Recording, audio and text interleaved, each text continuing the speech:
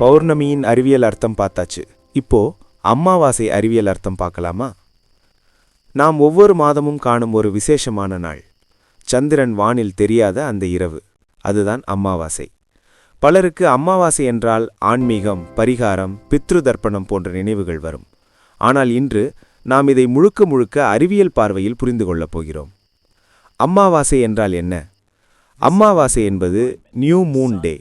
இது ஒரு மத சம்பந்தப்பட்ட நிகழ்வு அல்ல. இது ஒரு வானியல் அமைப்பு, ஆஸ்ட்ரோனாமிக்கல் அலைன்மெண்ட்.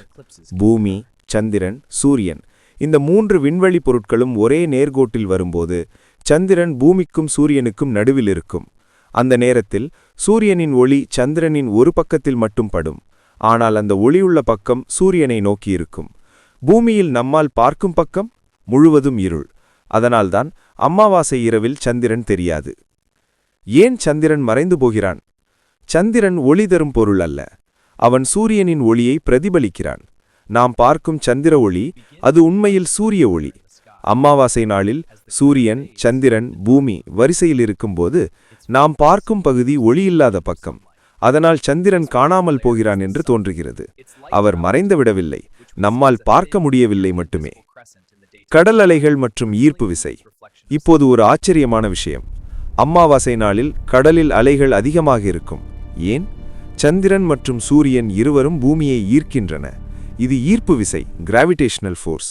அமாவாசை நாளில் இருவரும் ஒரே திசையில் இழுக்கின்றன. இதனால் என்ன ஆகிறது? கடலில் நீர் உயரமாக எழுகிறது. இதை ஸ்பிரிங் டைட் என்று அழைக்கிறார்கள். இதுவே இயற்கையின் கணிதம். சூரிய கிரகணம் தொடர்பு. அமாவாசை நாளில்தான் சூரிய கிரகணம் ஏற்படும். ஆனால் எல்லா அமாவாசையும் கிரகணம் அல்ல. ஏன் தெரியுமா? சந்திரனின் சுற்றுப்பாதை பூமியின் சுற்றுப்பாதையை சற்றே சாய்வு கோணத்தில் கடக்கிறது. சரியான கோட்டில் வரும்போது மட்டும் சந்திரன் சூரியனை மறைக்கிறான்.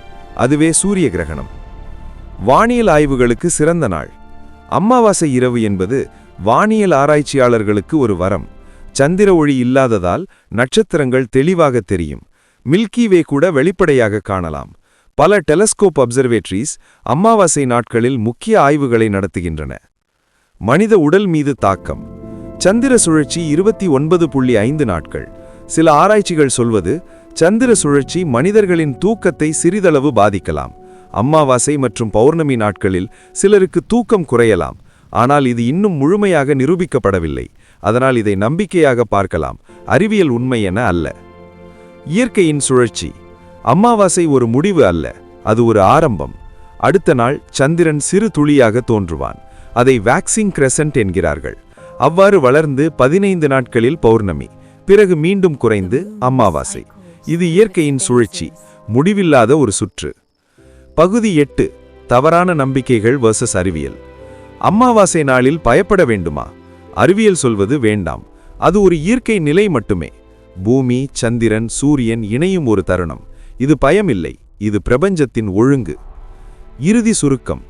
அமாவாசை என்பது 1. சந்திரன் பூமி மற்றும் சூரியன் இடையில் இருப்பது. 2. சந்திரன் தெரியாத இரவு. 3. அதிக கடல் அலை நாள். 4. சில சமயங்களில் சூரிய கிரகணம் ஏற்படும் நாள். 5. வானியல் ஆய்வுக்கு சிறந்த நேரம். இது ஒரு ஆன்மீக நாள் மட்டுமல்ல, இது ஒரு அற்புதமான விண்வெளி நிகழ்வு. இது போன்ற தகவலுக்கு சேனலை லைக் செய்து சப்ஸ்கிரைப் செய்து கொள்ளுங்கள்.